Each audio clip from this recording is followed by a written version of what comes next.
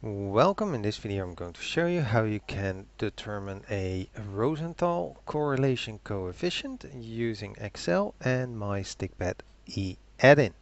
This add-in is available from my GitHub account, so you can download it using this link. Once you've downloaded the file, then open not the file but just open Excel. Go for File, Options, Add-ins, and then click on the Go button. Then browse for the downloaded file and it should be installed. This coefficient is fairly straightforward. It's actually the z value divided over the square root of n and can therefore be used as an effect size measure if you have a test that used a normal distribution.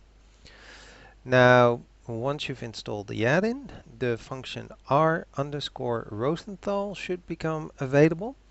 It requires two input parameters, a z value and the sample size.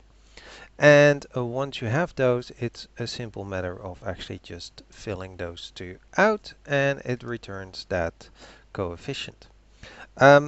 I couldn't really find any rules of thumb for this. However, I think it's the same as one variation of CoNF, and for that the add-in actually does provide some rules of thumb.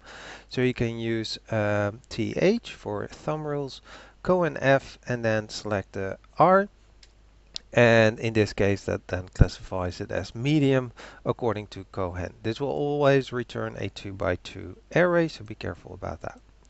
Alright, I hope this video was helpful and thank you for watching.